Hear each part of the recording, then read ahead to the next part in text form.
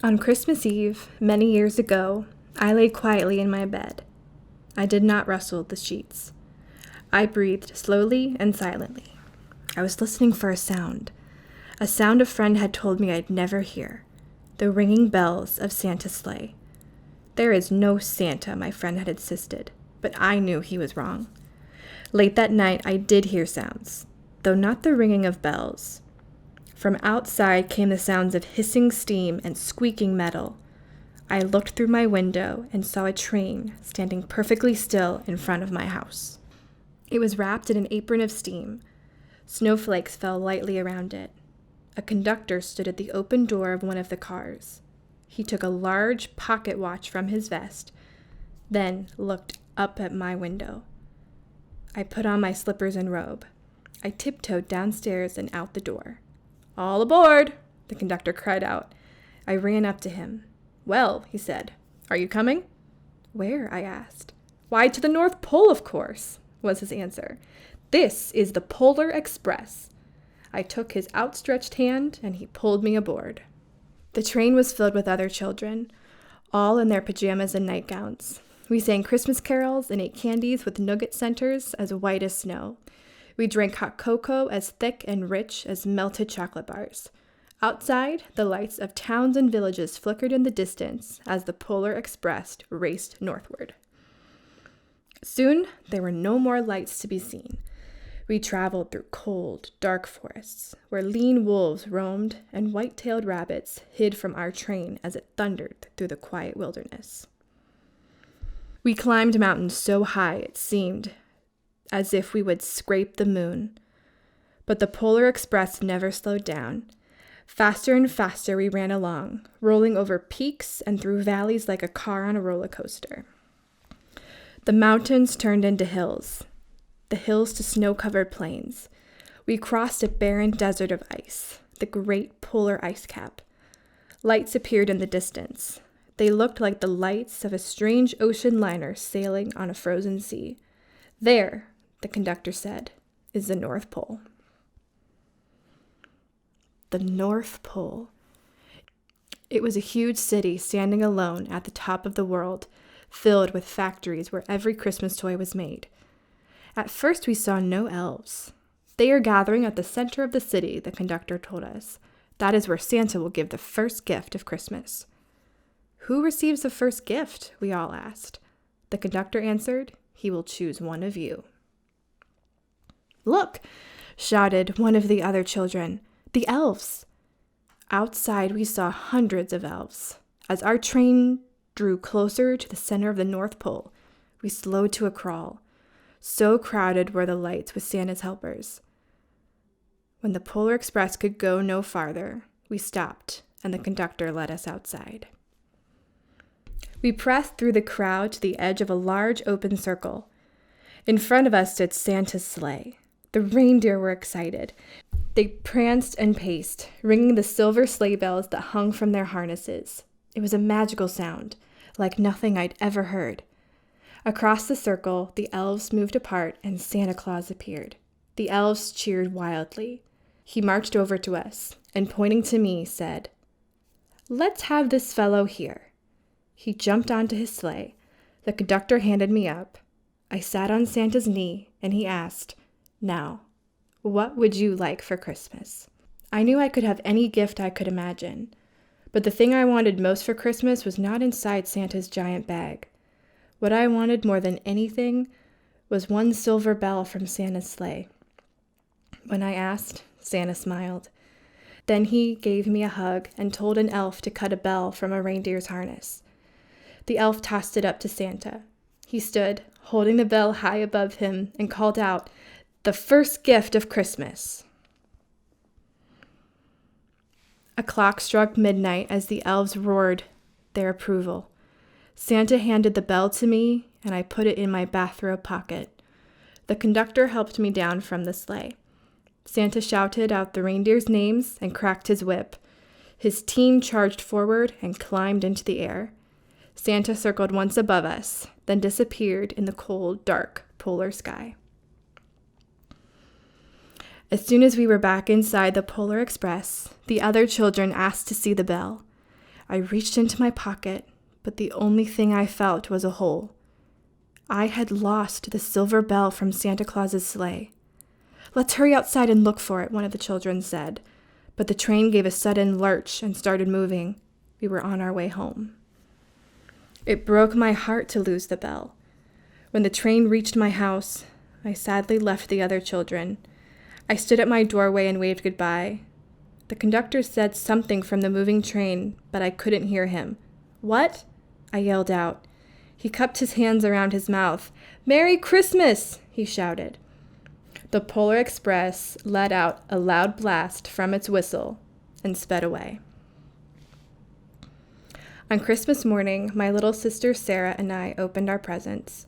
When it looked as if everything had been unwrapped, Sarah found one last small box behind the tree. It had my name on it. Inside was the silver bell. There was a note. "Found this on the seat of my sleigh. Fix that hole in your pocket. Signed, Mr. C." I shook the bell. It made the most beautiful sound my sister and I ever heard. But my mother said, "Oh, that's too bad."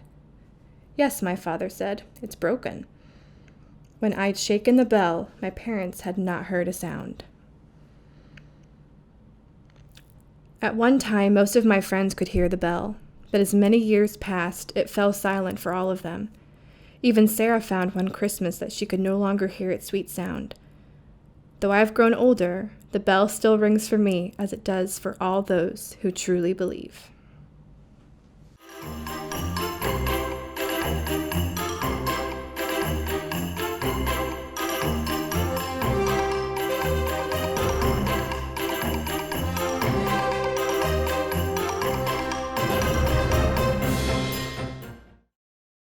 Every Who down in Whoville liked Christmas a lot, but the Grinch, who lived just north of Whoville, did not.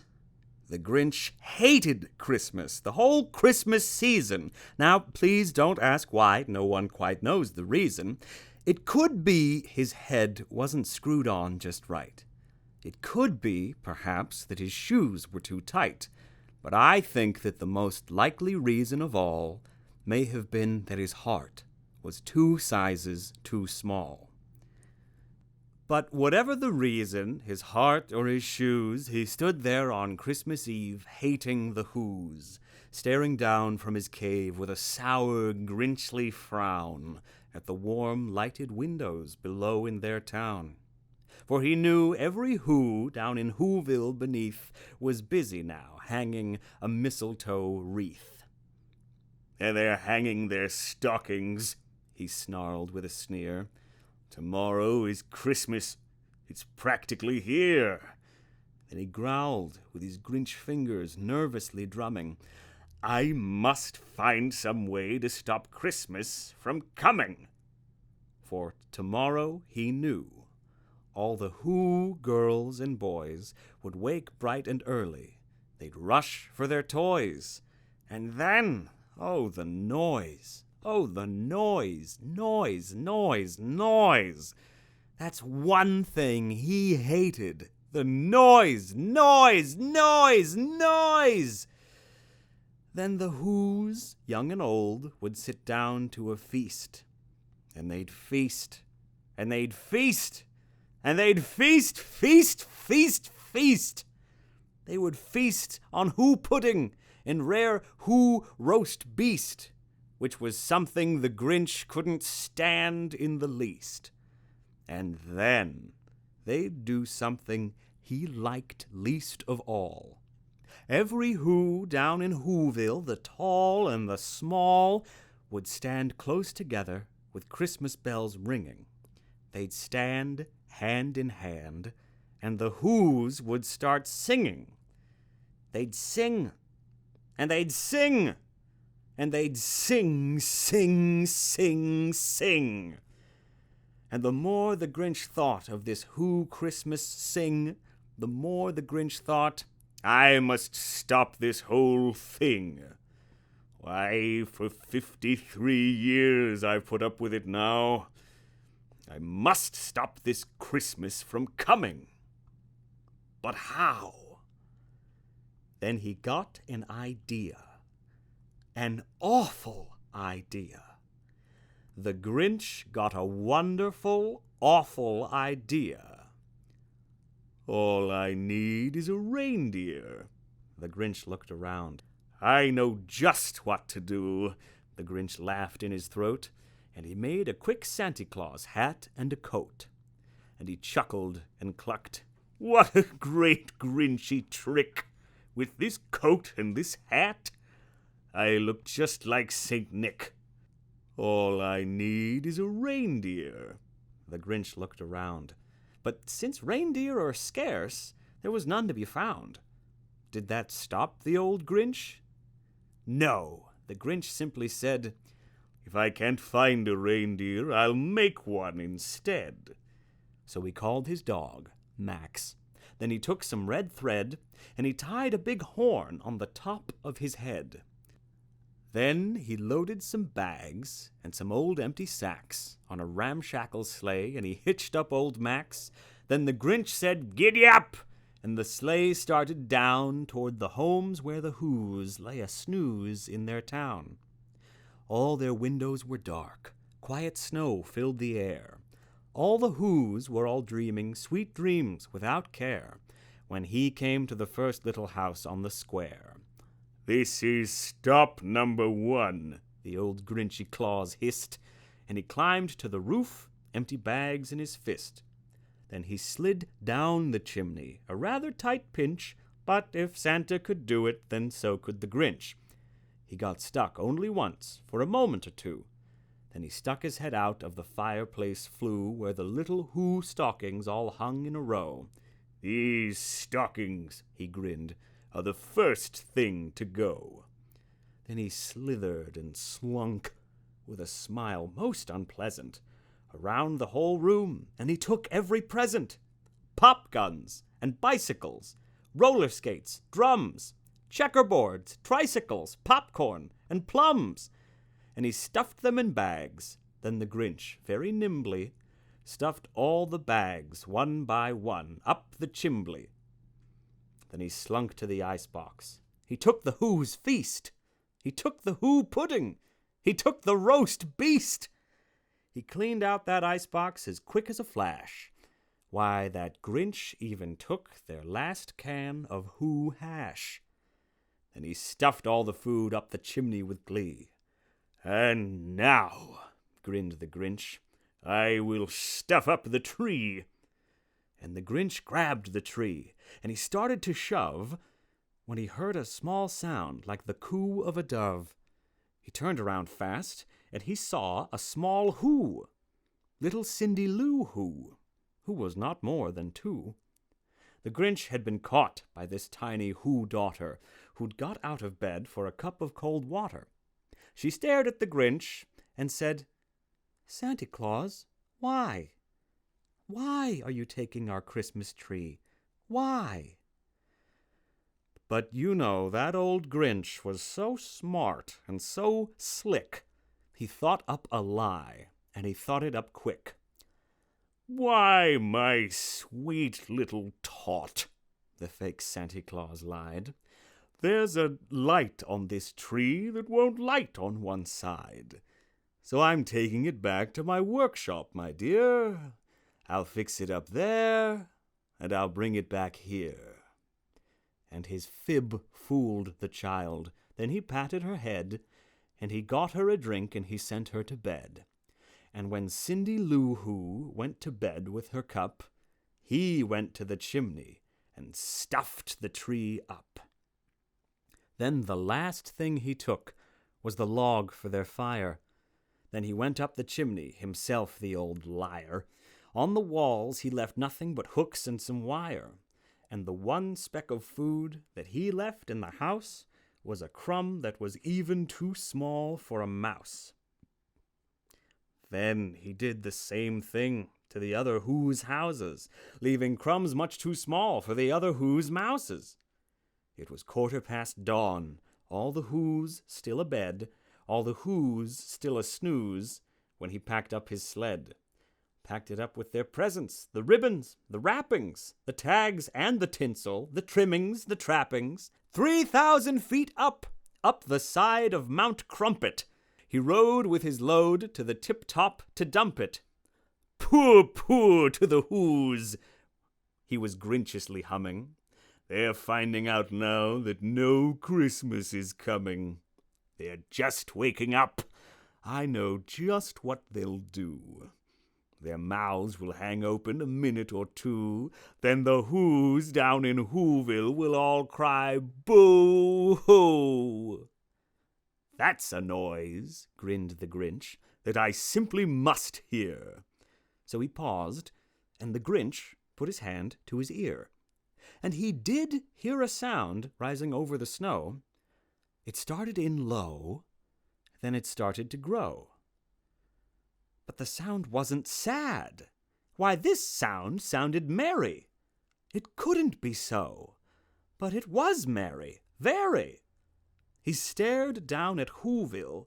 The Grinch popped his eyes. Then he shook. What he saw was a shocking surprise.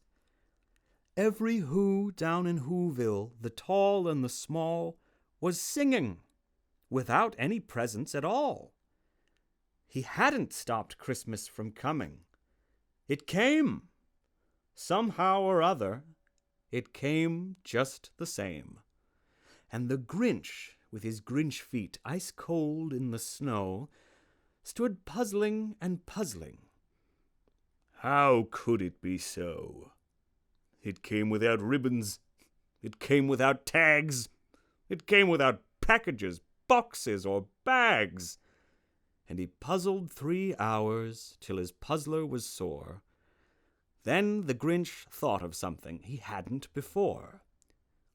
Maybe Christmas, he thought, doesn't come from a store. Maybe Christmas, perhaps, means a little bit more. And what happened then?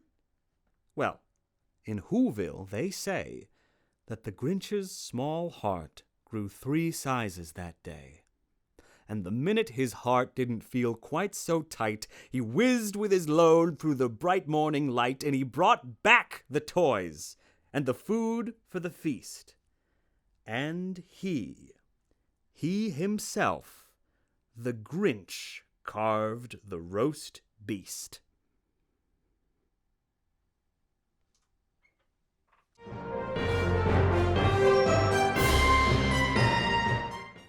'Twas the night before Christmas, when all through the house not a creature was stirring, not even a mouse.